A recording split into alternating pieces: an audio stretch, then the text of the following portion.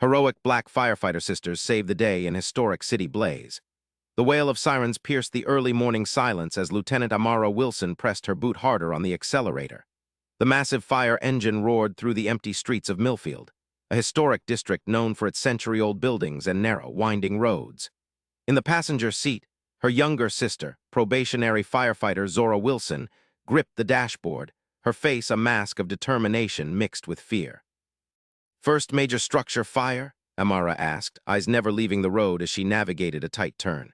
"Yeah," Zora's voice was steady despite her white-knuckled grip. "But I'm ready." Amara nodded, pride warring with concern. "Remember your training, stay close to your partner, and remember, I know," Zora cut in. "This isn't about proving anything to anyone." But they both knew that wasn't entirely true. As two of only 5 black women in Millfield's fire department, everything they did was scrutinized, analyzed, judged. Every success and failure magnified. The weight of representation was a burden they carried into every call. As they rounded the final corner, the true scope of the disaster unfolded before them. Towering flames engulfed the Millfield Heritage Center, a converted 19th-century textile mill that now housed the city's historical archives, community spaces, and the offices of several local charities. Crowds had already gathered behind hastily erected barricades, faces illuminated by the hellish glow. Captain Reynolds approached as they exited the truck, his face grave. "The situation's bad. Fire started in the East Wing, but it's spreading fast. We've got reports of at least 15 people still inside, staff working overnight, and some homeless folks who were sheltering in the community hall. Any way to access the East Wing?" Amara asked, already calculating angles of approach, risks, possibilities. "That's where it gets complicated," Reynolds hesitated. "The only safe entry point is through the West Wing. We've got teams working on ventilation, but whoever goes in needs to move fast." Amara nodded, understanding what wasn't being said. The most dangerous task, entering the burning building to search for survivors, required experience, skill, and speed. "I'll lead the search team," she said firmly. Reynolds' expression tightened. "Wilson, I need my best people outside coordinating water supply. We've got issues with the hydrants. I'm sending Harris and Thompson in." Amara stiffened. Both were good firefighters, but she had more experience in search and rescue than either of them. "With all due respect, sir, I've got the most training for this kind of operation." "That's an order, Lieutenant," Reynolds said, his tone final. He turned to address another firefighter, effectively ending the discussion. Zora moved closer, her voice low. "He's sidelining you again." "It's not about that," Amara replied automatically, though doubt gnawed at her. Was Reynolds protecting her because she was a woman, or was he truly making the best tactical decision? Before they could discuss further, a frantic woman broke through the police line, rushing toward them. "My daughter," she screamed. "My daughter's still inside. She was volunteering in the archives." As officers moved to intercept her, the woman locked eyes with Amara, her desperation palpable across the distance. "Please," she mouthed, before being pulled back behind the barriers. In that moment, everything crystallized for Amara. This wasn't about proving herself, about fairness, about who got assigned to what role. This was about lives at stake, about a mother who might lose her child, about people trapped and terrified. "I'm going in," she said, already moving toward the equipment truck. "Zora, you coordinate with hydraulics, make sure we've got water pressure where Harris and Thompson need it." "Amara, the captain gave you an order," Zora warned, though she made no move to stop her sister. Amara paused, the weight of her decision heavy on her shoulders. To disobey a direct order meant potentially ending her career, the career she'd fought so hard to build. But to follow orders might mean lives lost that she could have saved. "Sometimes," Amara said quietly, "doing the right thing means risking everything." The real question wasn't whether she should obey orders or follow her instincts. The real question was, what kind of firefighter, what kind of human being did she want to be?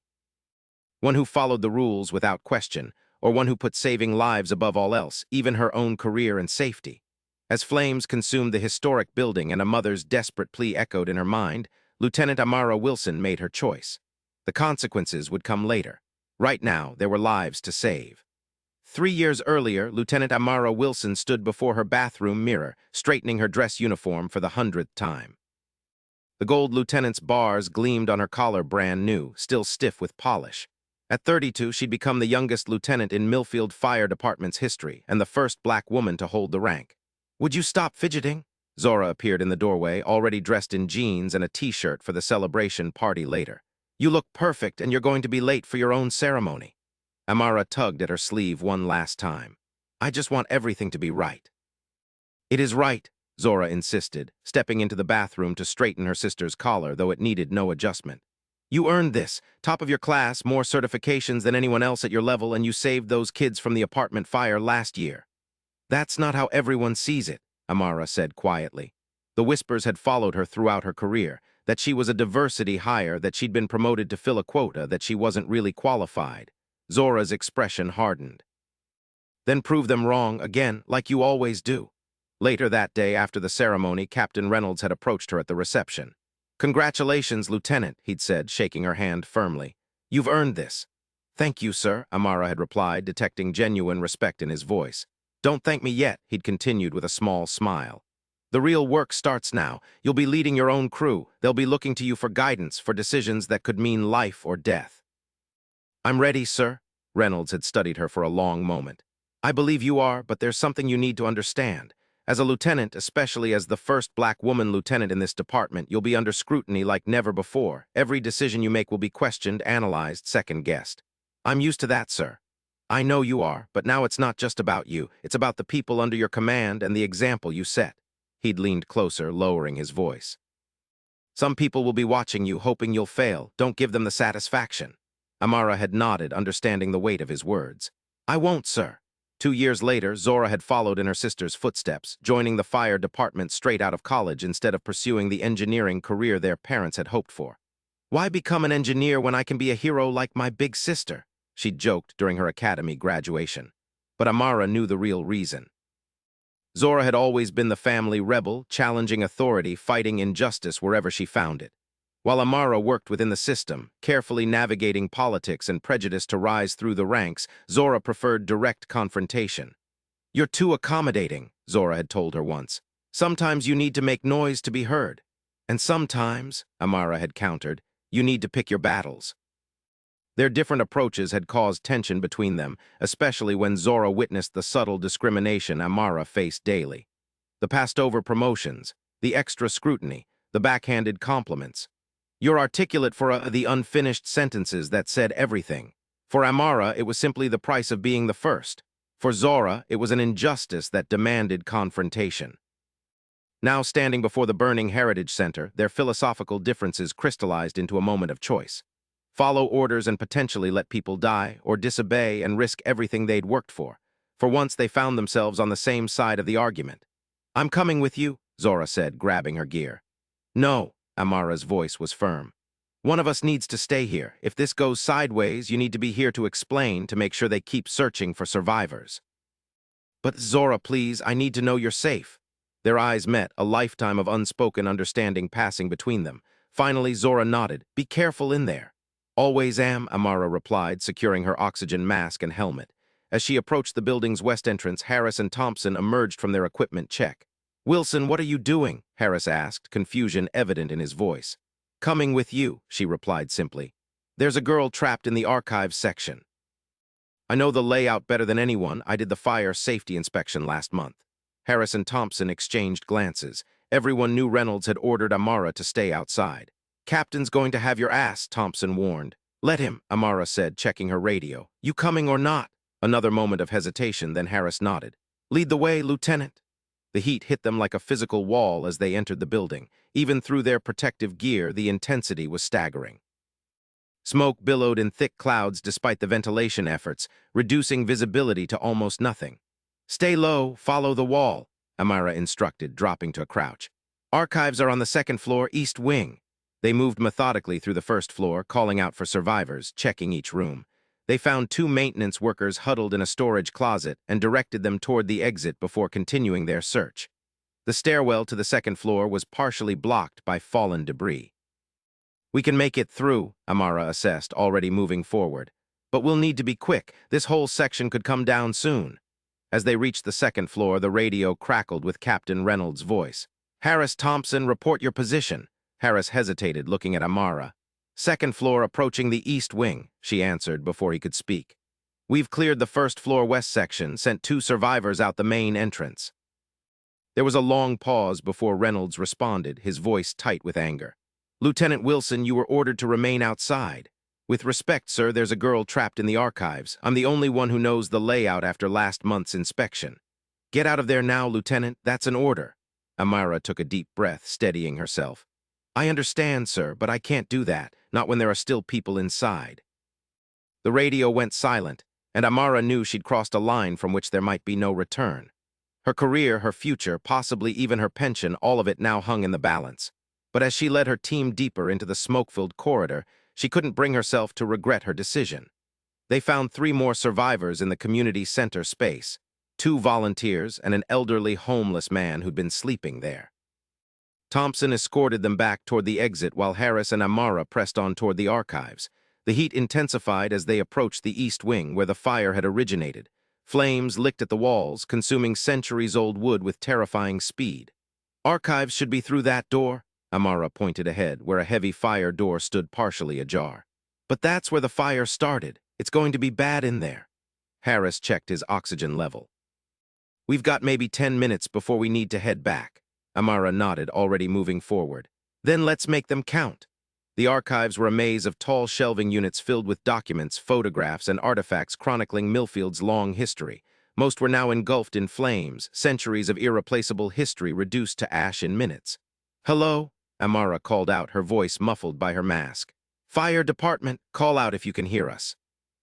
For several agonizing seconds, there was no response. Then faintly they heard it, a weak voice crying for help. This way, Amara gestured, following the sound to a back corner of the room. There, huddled beneath a metal desk, they found a young woman, maybe 20 years old. Her clothes were singed, her face streaked with soot, but she was alive. I'm Amara Wilson with the fire department, she said, crouching down. Can you walk? The young woman nodded, coughing violently. I think so. I was organizing the donor records when the power went out. Then I smelled smoke, but the door was already blocked. It's okay, we're going to get you out of here, Amara assured her, helping her to her feet. What's your name? Bethany, the girl managed between coughs. Bethany Chen. Okay, Bethany, stay close to me. Harris, take the rear. They had just started back toward the door when a massive crack split the air.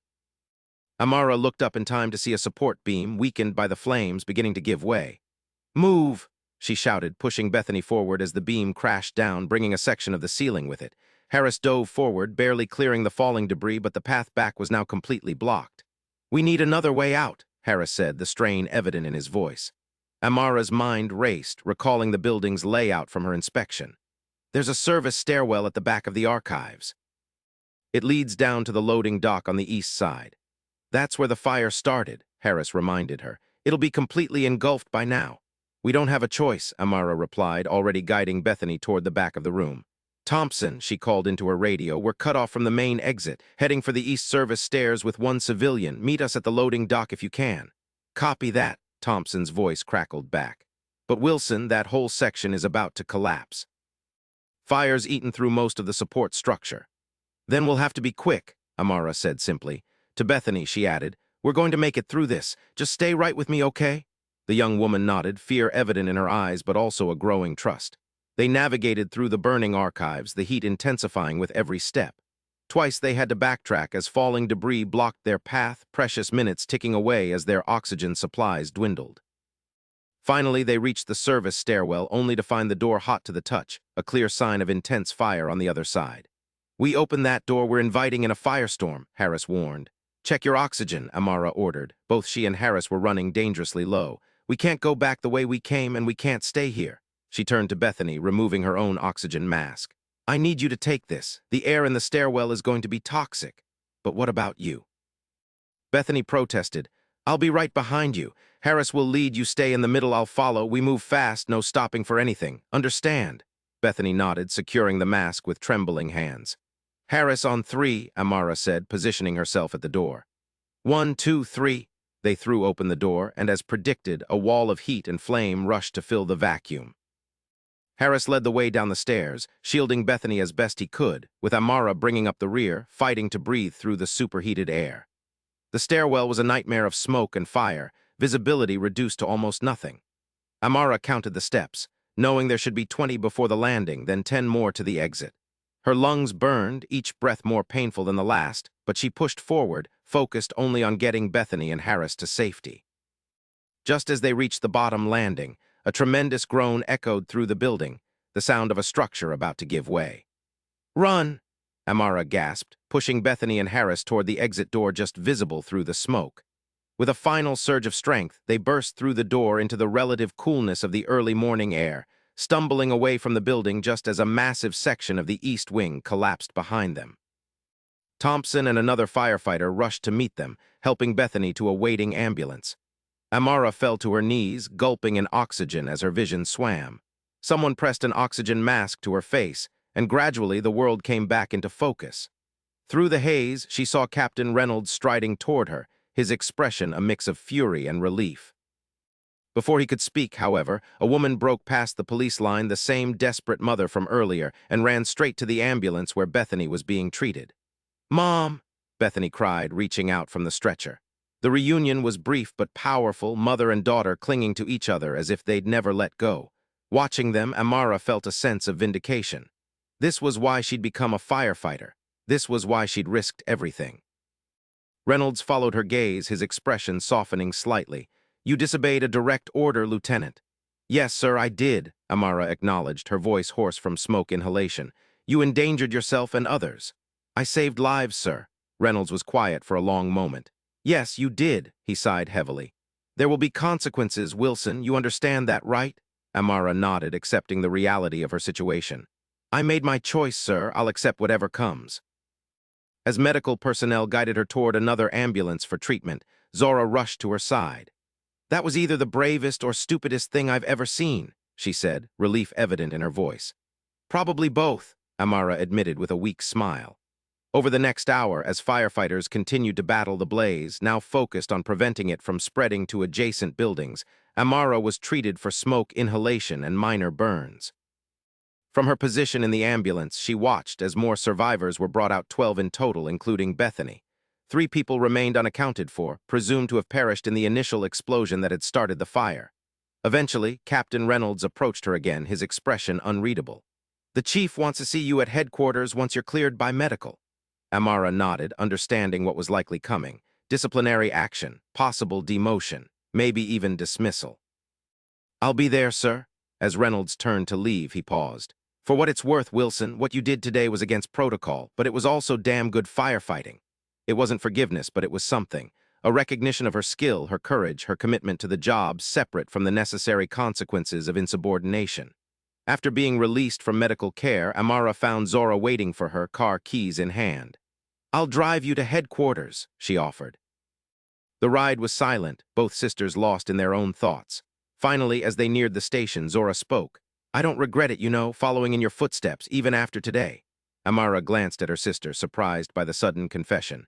"Even though I might have just torpedoed my career and set a terrible example of insubordination for you to follow." "Especially because of that," Zora replied with a small smile. "You showed me that sometimes the rules matter less than doing what's right." "That's the sister I've always looked up to." Touched, Amara reached over to squeeze Zora's hand. "Just promise me one thing, learn from my mistakes too, not just my moments of reckless heroism." "Where's the fun in that?" Zora teased, but then grew serious. "I promise." At headquarters, Chief Martinez was waiting in her office, her expression grave. "Lieutenant Wilson," she greeted Amara, gesturing for her to sit. "I've read the preliminary reports from Captain Reynolds and heard statements from firefighters Harris and Thompson." Amara sat straight-backed, prepared for whatever discipline was coming. "Yes, ma'am. You deliberately disobeyed a direct order from your superior officer. You endangered yourself and others. You undermined the chain of command." Martinez's voice was stern, each point hitting like a hammer. "These are serious infractions, Lieutenant." "I understand, ma'am." "Do you?" "Because from where I'm sitting, it looks like you decided your judgment superseded that of your commanding officer. It looks like you were willing to risk not only your own career, but potentially the lives of your fellow firefighters." Amara took a deep breath, choosing her words carefully. "With respect, Chief, I made a calculated decision based on my knowledge of the building and the situation. I believed and still believe that I was the most qualified person to lead that search, regardless of Captain Reynolds' assignment. And that's exactly the problem," Martinez countered. "It's not your place to override command decisions in the field. We have a chain of command for a reason. Without it, we have chaos." "Even when that command might result in preventable deaths?" Amara asked quietly. Martinez's expression tightened. "That's a serious accusation, Lieutenant." Are you suggesting Captain Reynolds was willing to let civilians die? No, ma'am. I'm suggesting that he didn't have all the information I had. He didn't know I'd recently inspected that building. He didn't know the East Wing archives were a maze that would be nearly impossible to navigate without prior knowledge. The chief was silent for a long moment, studying Amara with an unreadable expression. 7 lives, she finally said. That's how many people you Harris and Thompson brought out. 7 people who might not have made it otherwise. Amara said nothing, waiting. But that doesn't change the fact that you disobeyed orders, Martinez continued. Actions have consequences, Lieutenant, even heroic ones. I understand, ma'am, Amara repeated, resigned to her fate. Effective immediately, you're suspended for 2 weeks without pay. Upon your return, you'll be on probation for 6 months. During that time, any further infractions will result in immediate demotion or dismissal. Martinez's tone was firm but not unkind. Additionally, you'll attend a command structure seminar and write a complete analysis of today's incident, including alternative approaches you could have taken within protocol. Amara nodded, accepting the punishment. It was fair lenient, even given the seriousness of her insubordination. Thank you, ma'am. Don't thank me yet, Martinez warned. The hardest part is still to come. When you return to duty, you'll need to rebuild trust with Captain Reynolds and prove that you can follow the chain of command, even when you disagree with it. I will, ma'am. I know you will. The chief's expression softened slightly.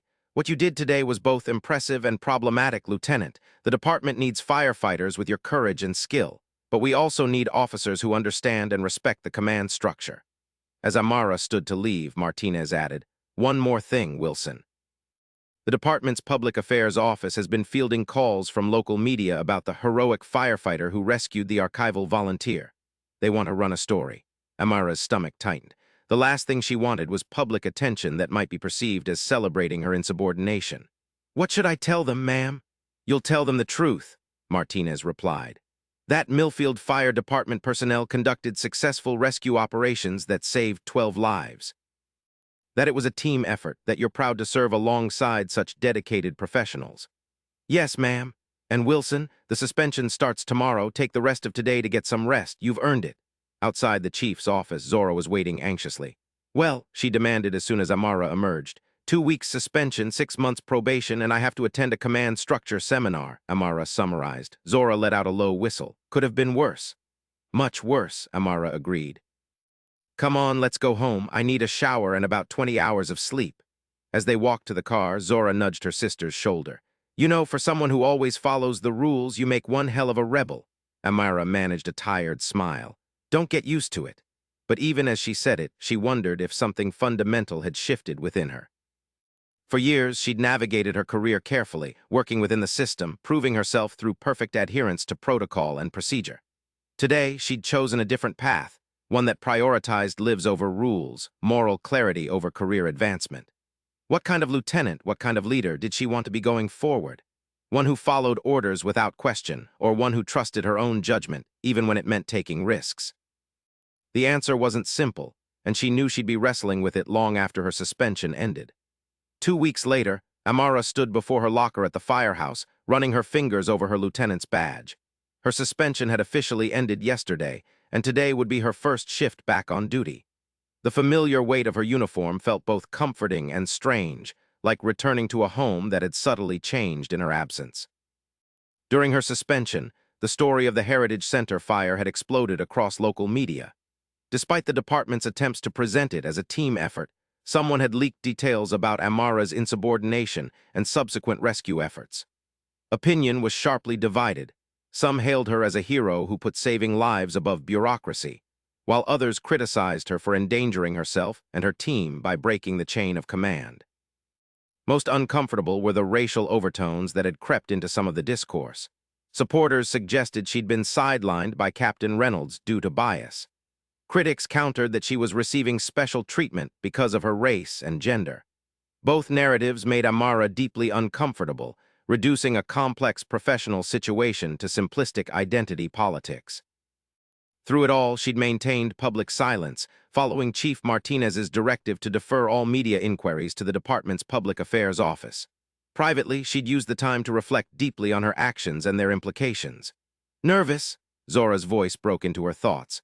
Her sister had arrived early for her own shift, ostensibly to catch up on paperwork, but Amara suspected she wanted to be there for moral support. "A little," Amara admitted, closing her locker. "It's going to be awkward." "Probably," Zora agreed. "But you know what? You saved lives that day. Whatever else happens, remember that." Amara nodded, drawing strength from her sister's unwavering support.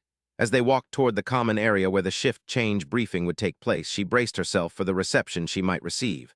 Would her colleagues see her as a hero, a rule breaker, someone who had received special treatment? The room fell silent as she entered, all eyes turning toward her. For a moment, no one spoke. Then Harris, the firefighter who had been with her in the burning building, stood up. "Welcome back, Lieutenant," he said simply, extending his hand. Amara shook it, grateful for the straightforward greeting. "Thank you, it's good to be back." One by one, other firefighters approached, offering similar welcomes. Some were warmer than others, but none were openly hostile. It was a professional courtesy that Amara appreciated, though she knew it didn't necessarily reflect everyone's true feelings. Captain Reynolds was the last to enter the room, carrying a stack of assignment sheets. His eyes met Amara's briefly, his expression unreadable before he called the meeting to order. "All right, people, listen up. We've got a busy day ahead. First, I want to welcome Lieutenant Wilson back to active duty." His tone was formal, betraying neither approval nor disapproval. "Now, assignments for today." As Reynolds distributed the day's duties, Amara waited to hear her role. Would she be given menial tasks as a subtle punishment, or would it be business as usual? "Lieutenant Wilson, you'll be leading Engine 3 today. There's a school fire safety demonstration at Millfield Elementary at 1,000 hours. After that, your team will conduct hydrant inspections in the East District." Standard assignments. Nothing punitive, nothing preferential. Just the regular duties of a lieutenant on a typical day. Amara felt a weight lift from her shoulders. It wasn't forgiveness, but it was a chance to prove herself again, to rebuild trust. After the briefing, as firefighters dispersed to their various duties, Reynolds approached her. "A word, Lieutenant?" "Yes, sir," Amara replied, following him to his office. Once inside, Reynolds closed the door and turned to face her. "I need to know where we stand, Wilson. Can I count on you to follow orders going forward?" Direct and to the point, it was Reynolds' way. Amara appreciated the straightforwardness. "Yes, sir, you can. Even if you disagree with those orders." Amara hesitated, knowing her answer needed to be honest. "I will follow all lawful orders, sir, and if I have concerns about a tactical decision, I will raise them through the proper channels, not by unilateral action."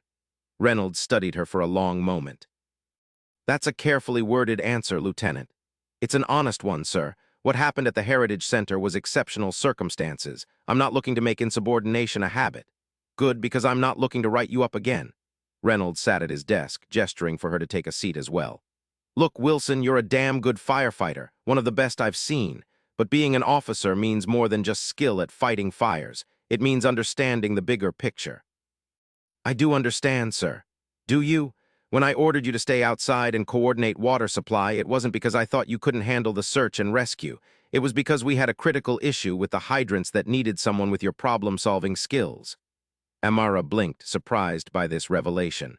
"Sir, let me finish," Reynolds cut her off. "Did it occur to you that maybe, just maybe, I assigned people based on where their skills were most needed, not on some bias against you?" The question hit home, forcing Amara to confront her own assumptions. Had she been too quick to interpret Reynolds' order as sidelining her? Had her history of experiencing subtle discrimination in the department colored her perception of this particular situation? I didn't consider that perspective, sir," she admitted. Reynolds nodded, seemingly satisfied with her honesty. "That's what I thought. Now, I'm not saying bias doesn't exist in this department or this profession. We both know it does. But in this case, I made a tactical decision based on the needs of the situation, not on who you are." "I understand, sir, and I apologize for assuming otherwise." "Apology accepted." Reynolds leaned back in his chair. "Now, about today's assignment, the school demonstration is important. These kids need to see firefighters who look like them, who show them that this profession is open to everyone with the courage and commitment to do the job." Amara nodded, understanding the subtext. Her visibility as a black female lieutenant made her an important role model, especially in a district where many of the students were children of color. "I'll make sure they get a good show, sir." "I know you will." Reynolds stood, signaling the end of their conversation. "And Wilson, the suspension's over. The slate's clean, let's move forward." "Yes, sir, thank you." As Amara left the office, she felt a complex mix of emotions. Relief that Reynolds was willing to move past her insubordination. Shame at having misjudged his motives, determination to rebuild the trust she'd broken, and beneath it all, a lingering question about whether she had been right to go into that building, regardless of the consequences. She found Zora waiting by the engine, already checking equipment for their shift. "How'd it go with Reynolds?" her sister asked quietly. "Better than expected," Amara replied. "He made some good points about why he assigned me to water coordination that day." "And you believe him?" Amara considered the question carefully. "Yes, I do. I think I was too quick to assume the worst." Zora looked skeptical but didn't argue the point. "So what now? Back to being the perfect, by-the-book Lieutenant Wilson?" "Not exactly," Amara said slowly, still processing her own thoughts on the matter. "I think I've learned that there's a balance to be found. Following protocol and respecting the chain of command is essential, but so is trusting my instincts and standing up for what I believe is right." "That's a fine line to walk," Zora observed. "It is," Amara agreed. "But maybe that's exactly what this department needs: officers who respect the system but aren't afraid to challenge it when necessary, who can work within the rules while still advocating for change." Before Zora could respond, the station alarm blared, signaling an emergency call. As firefighters rushed to their positions, Amara felt a familiar surge of adrenaline and purpose. Whatever philosophical questions remained about leadership and authority, the immediate reality was clear. There were people who needed help, and she had the skills and courage to provide it. That was enough for now.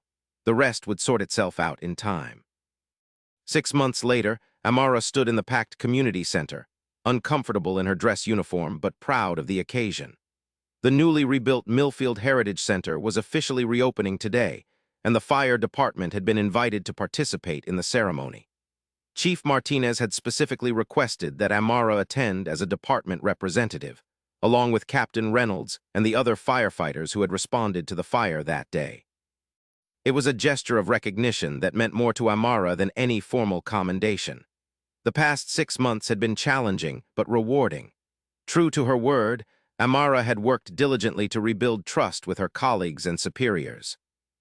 She'd completed her probation without incident, attended the command structure seminar, which had actually provided valuable insights, and submitted a thoughtful analysis of the Heritage Center incident that had been incorporated into the department's training materials. More importantly, she'd found that delicate balance she'd discussed with Zora, respecting the chain of command while still advocating for improvements within the system. She'd proposed changes to search and rescue protocols based on lessons learned from the Heritage Center fire, many of which had been adopted. She'd mentored younger firefighters, including Zora, teaching them both the importance of discipline and the value of moral courage. And slowly, perceptibly, the culture of the department had begun to shift. More women and people of color had applied to join their ranks. The old guard had gradually become more accepting of new perspectives. It wasn't perfect, change never was, but it was progress. "Lieutenant Wilson," Amara turned to find Bethany Chen, the young woman she had rescued from the archives, standing behind her. No longer covered in soot and trembling with fear, she looked poised and confident in a smart blazer and skirt. "Bethany," Amara greeted her warmly. "It's good to see you. How are you doing?" "Much better, thanks to you," Bethany replied with a smile. "I wanted to tell you that I've been hired as the new assistant archivist for the Heritage Center. I'll be helping to rebuild the collections we lost in the fire." "That's wonderful news. Congratulations." "I'm also helping to create a new fire safety protocol for historical archives," Bethany continued. "Would you be willing to consult on it? Your expertise would be invaluable." "I'd be honored," Amara said sincerely. "Great, and there's one more thing." Bethany hesitated. "I'm starting a community program to encourage young women of color to consider careers in emergency services. I was wondering if you might speak to our first group next month?" Amara felt a surge of emotion at the request. This, perhaps more than anything else, was the true measure of her impact, not just the lives she had saved, but the inspiration she provided to others. "Absolutely. Just let me know when and where." As Bethany moved away to greet other guests, Captain Reynolds appeared at Amara's side. "Making plans to recruit the next generation of rule breakers?" he asked, though his tone was light. "Just doing my part for community outreach, sir," Amara replied with a small smile. Reynolds nodded, his expression growing more serious. "You've done good work these past 6 months, Wilson. You've earned back a lot of the trust you lost that day." "Thank you, sir. That means a lot coming from you." "Don't get sentimental on me now, Lieutenant," Reynolds warned, but there was no real sting in his words. "By the way, have you heard about the opening on the tactical response team? They're looking for someone with your search and rescue experience." Amara's pulse quickened. The tactical response team was an elite unit within the department, handling the most challenging rescue operations. It was a prestigious assignment that she had once considered beyond her reach. "Are you suggesting I apply, sir?"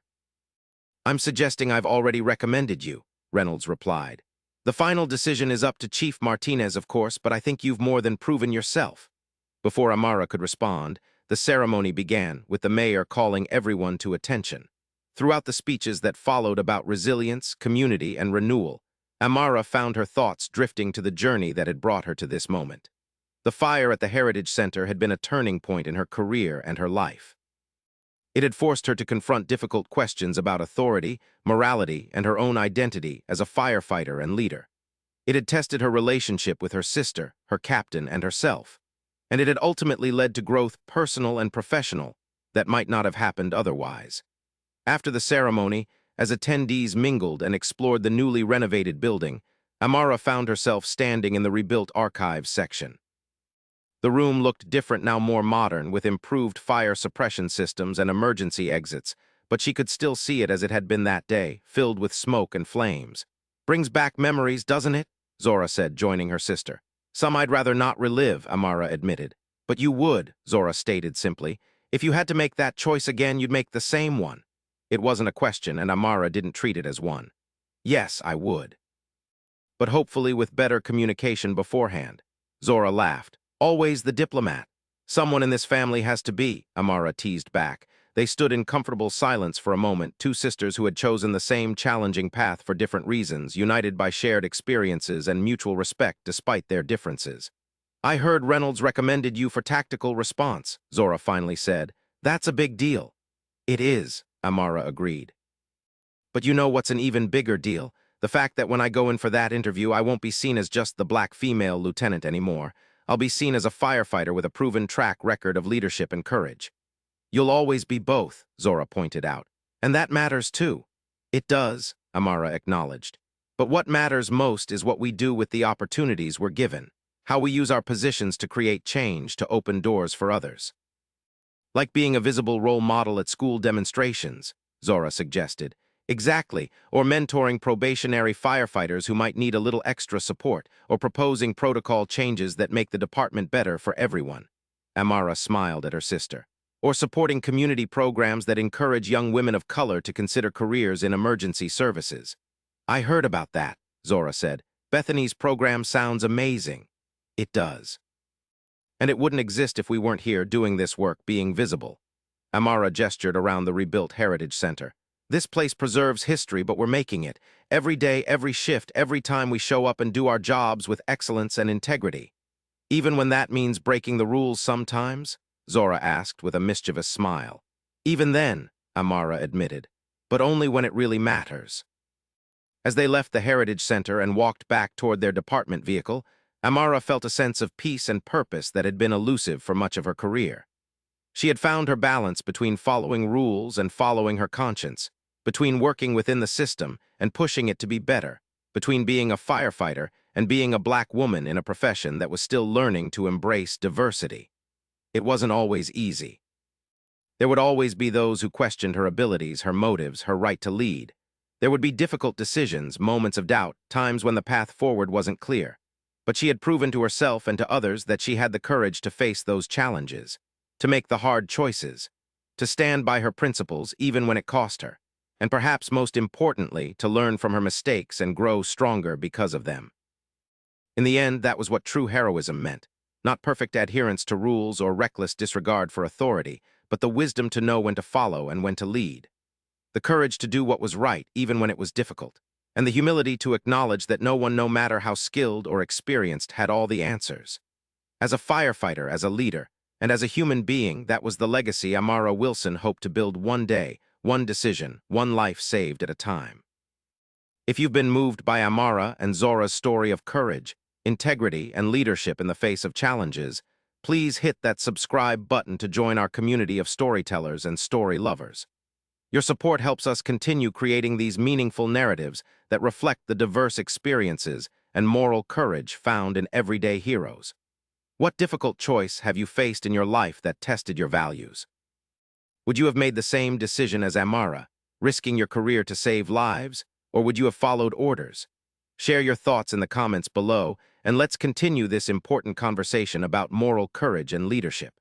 Thank you for watching, and remember, sometimes the most powerful stories are the ones that challenge us to examine our own values and ask ourselves what kind of person we truly want to be.